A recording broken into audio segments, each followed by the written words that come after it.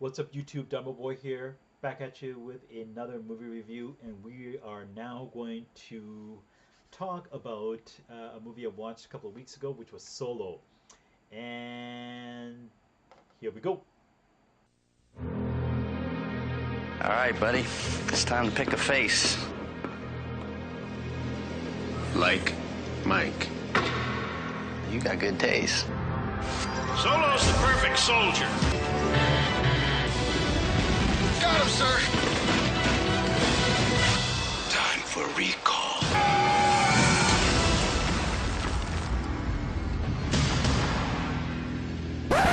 Whoa. Hang on. Okay. Not that Solo, the other Solo. You know, the. I got a really good feeling about this. Since when do you know how to fly? 190 years old? You look great. Push it!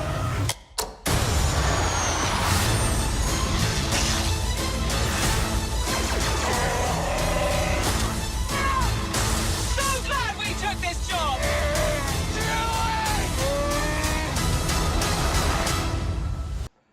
Right, that guy.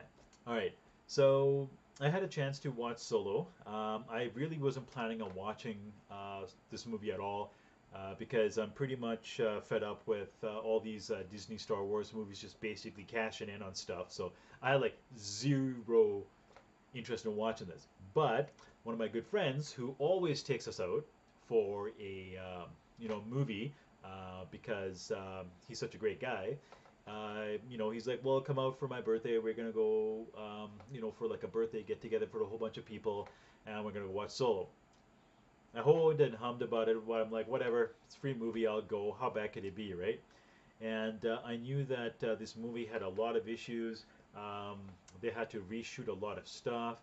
I think it was like the most expensive Star Wars movie ever because they had to reshoot so much stuff. And I also know that they had to change directors. They went in a completely different direction. I know Ron Howard eventually was the director of this movie. Anyway, I wanted to let you guys all know that this is going to be spoiler filled. Okay, so I want you to know that if you have not seen the movie, please stop watching now because I am going to be talking about spoilers. So you've been warned. If you're going to continue, stop now because it's full of spoilers. Okay, you good? All right. So let's go by the cast here. So we have this Alden Ehrenreich guy, which I've never seen him in anything because I don't follow pop culture. I have no clue where these guys are from. He played Han Solo. Donald Glover played Lando Calrissian, which was great. Emilia Clarke, because Disney has to have a leading female character in all its movies because otherwise it doesn't make any sense. And Emilia Clarke played Kira, who happens to be Han Solo's like love when he was on Corellia. And then you have Woody Harrelson playing a scoundrel smuggler in a character named Beckett. And then we have let's see who we got. We got Thandie Newton playing Beckett's love interest Val. Paul Bettany played Dyden Voss of Crimson Dawn, the kind of like the bad guys of the whole show. And of course, Paul Bettany played the leader in that Crimson Dawn plot. And then we have Yunus Watamo. I'm guessing he's Finnish, and he played Chewbacca, a young Chewbacca. And then we have Phoebe Waller-Bridge, who played L337. There's the characters I don't really care about because they didn't really make much, to do about the whole plot and story. Um, so so basically, the story was interesting because they went at the point where Han Solo was like in his late 20s, early 30s, perhaps, already living in Corellia. He was already stealing, a scoundrel, all that stuff. And it kind of shows you how he becomes a pilot, which is not really because they just tell you that he he becomes a pilot by joining the Empire to escape some bad guys in Corellia, whatever. And it shows how while he's a Marine, he's already trained and so on. We already have to assume that he's being kicked out of flight school, all that stuff, because he was such a crazy, wild, maverick-like pilot. He decides, you know what? Screw the Empire, screw all this crap. I'm gonna join this Beckett guy and Val and their six-legged arm guy who nobody gives a crap about. And he just wants to become a scoundrel and run away and make money because that's all he was. So right there, his character traits of Han Solo always making profit, dealing, double dealing, and all that stuff was already set up in his 20s and so on. You don't see any type of arc in there. And then we get to finally meet Chewbacca because some Imperial soldiers throw him down, hoping to have him get chewed up with Chewbacca, but then he becomes friends with Chewie, this and that, and for some reason he knows how to speak Wookiee. Yeah, so he knows how to speak Wookiee. Anyway, so then they have to do this big heist for coaxium, which helps him get warp speed, and he has to help Beckett and Val. It goes wrong, and now they have to own Crimson Dawn, which brings us to us meeting Paul Bettany's character, Dylan Voss. I mean, like it was like this plot was kind of in there where they needed to basically get you to this Kessel Run, and so of course this gigantic coaxium on this raw coaxium basically is on Kessel, and so you're like, okay, well here comes the whole 2 parsecs, whatever BS they always joke about. They got this whole Kessel Run thing going, and the only thing that can do the Kessel Run is of course. Is only because they need something really fast, and they, of course they know somebody who does really fast, who has a really fast ship, and that's Lando, because of course that's the main reason Kira is there, because she has to introduce Lando to Han, and they find out he's got this Corellian Millennium Falcon that was built in Corellia, and we learned that his dad built basically ships in the shipyard in Corellia. So his dad probably, built the Millennium Falcon. So there's what goes around comes around. It's a full circle on that whole thing. Basically, in the end, he becomes a good guy again. So his story arc is already done in here, and he unwittingly helps the Rebel Alliance. So that's basically the plot, right? So, my thoughts. Well, let's see here. I wrote a few points down, so I'm going to keep looking at the screen, just letting you guys know what I'm doing. Um, Seeing his origin was kind of nice. Um, it was not much of an origin story that's going to go into the cons, but this is the good stuff that I'm trying to get to here. There's not that many. Seeing a Chris Millennium Falcon on damage, all shiny new, that was cool. Most of the movie had great non-stop action, really little political talk, not too much mumbo jumbo standing there. Action scenes were amazing, really well done. The space flight scenes were amazing, especially when they're inside the gravity well and that monster was in there inside the mist and all that stuff. That was freaking cool. Um, Chewing meeting Han Solo for the first time was really neat because you finally get to see how they meet and some of Chewie's, um, Chewie's growing into a co-pilot, knowing how to fly, this and that. But we all kind of knew that from the Clone Wars because he was a Wookiee fighting the Wookiee planet Kashyyyk, and how they got betrayed by the Empire, all that stuff. Um, Donald Glover did a good job as Lando. I think he was very charismatic. He owned a lot of the scenes that he was in there, so good job by him.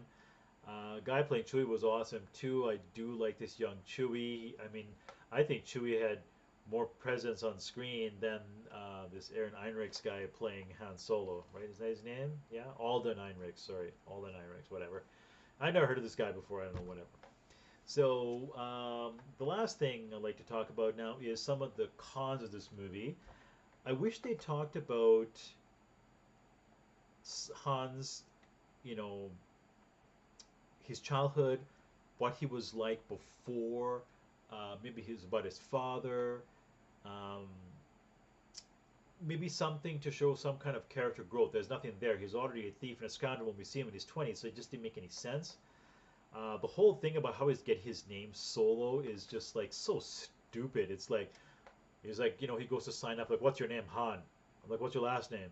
It's just Han. He's like, oh, you're by yourself, so your name's Solo. I'm like, oh my God, Groner, whatever. Like, really, you cannot come up with something better than that. Like, he could have been like on a mission somewhere, fighting for the Empire, and then there's like he doesn't listen to his Empire officers or the generals and so on, and then he corporals, whatever, and then he goes head on by himself, and he does stuff by himself because he doesn't not a team player, and maybe that's why the Empire guys gave him the name Solo. I mean, that could be better. Anyway, I guess Disney's into weak ass writing, whatever. And I wish they would show him when he does sign up to be a Empire pilot. I wish they would show him getting trained, how he became a misfit, why he got kicked off, what and prove to us that yes, he was a great pilot in the Empire. He just wouldn't listen to orders. That would have been really cool to see. And his whole story arc of being a scoundrel to a good guy is done here. But I thought the author did that in New Hope, so it's kind of weird that he's always going to be a good guy. You know what I mean? He's always going to be a good guy. So him coming to help Luke in A New Hope and so on when they're doing the trench run, it seemed kind of interesting that okay, well, I'm like, oh look, Han's actually a good guy. But in this particular movie, they ought to kind of do it here because he unwillingly helps the Alliance with the coaxium. I don't know. I wish they went into depth with more of the other characters in the movie. Honestly, I didn't give a crap about the other characters. Maybe Chewie, but I kind of knew about Chewie from watching Clone Wars, so I knew that he was like a general. He knew Yoda, all that stuff. Like I knew all that stuff because of Clone Wars, and playing some of the games, some of the Star Wars games. So, I mean, Chewie was there. That's good. I didn't really connect with much of the characters. I didn't really care. I didn't really care for Solo because it was like Solo was playing painted by numbers. He was just playing Solo. He's like, yeah, you got to do this to be like Solo. You got to do this to be like Solo. You got to say these things to be Solo. I just didn't buy it. I thought he was okay. He just was just playing, was reading a script on, okay, this is what you have to do to be Solo and just act this out now. And so he just did it. So whatever. And the last thing that really pissed me off is what's the whole thing with the freaking dice? Like he's with Kira on Corellia, and he's like, "Oh, are we gonna get away?" He's like, "Oh, I got my lucky dice, right?" But there's no symbolism. Like, what's the symbolism of the dice? Look, why is Disney making a big deal about this freaking dice? I don't get it. I mean, it's like they went into the Millennium Falcon where they're building Force Awakens set for the Millennium Falcon, and they're looking at old pictures like, oh, there's dice, and then these idiot writers are probably like, oh, you know what, that dice has probably got to mean something, and they had a good chance to explain to us why Force Awakens or The Last Jedi, all that stuff has something to do with the dice, but in this movie they don't explain what the symbolism of the dice is, where he got the dice from, why is it important to him, why he hangs on to them. It makes no sense. It's almost as if Disney came up with the idea, you know what, we got to focus on this dice. So I think Cinemassacre said it too, so they can just sell dice so people can hang them from their cars after watching the movie. Like, oh yeah, I gotta get some dice for my car because it reminds me of Han Solo. But it doesn't explain anything. Did he give it from his dad? Did he get it from his dad? Did he win it in some big high cards poker game? Why is that dice so important? Like, none of that is explained, and I just don't get it. Whatever. So, but I mean, I just went for the movie. Like I said, I was not expecting much. I was expecting them to explain where he got his name from, or how he got the Millennium Falcon in the card game from Lando, and this whole parsec, like the Kessel Run. That's basically they just needed a movie to explain those things to people who are just coming into Star Wars because they've lived under a freaking rock for the past 40 years. So whatever. This movie was okay. All right, it had action. It was good, but it didn't blow my mind. It's basically like, I think they made this movie just to cash in on Star Wars, and they're just gonna keep doing it. And I don't like what Disney's doing with this franchise. Like my wife even said, Star Wars is not special anymore. They're just putting it out so you go to the theater, spend money, and that's it. There's nothing to it. It's just no stories, nothing fantastic. It's lost all its luster. It's lost all its awe. It lost all its wonderment. Like the things that you get from a kid. And it's a shame that it's gone that way. I mean, I just wish there was more about young Han Solo when he was a kid. None of that was explained, so I don't I didn't feel for his character, and he was the main character. I mean, I freaking liked Lando and Chewie more. So it just goes to show you how badly it was casted and just how badly directed this movie was. Besides the action scenes, I mean, don't get me wrong, this movie had a lot of problems, but still. And all I know is Han shoots first. That's it. So what would I do? I would give this movie 3 Mario Van Peebles out of 5. And it was okay. I mean, if you got nothing else to do, go watch it. But I don't know, I just wait for it on Netflix because that's probably better. Just eat popcorn at home, snuggle up with your loved ones, and just watch it. I wouldn't go waste my money and spending a lot of cash on it because I didn't really want to. I watched this movie for free, so I'm not gonna complain. So it was okay. Enjoy. All right, guys, like and subscribe. Tell me what you think, and I will check you guys later.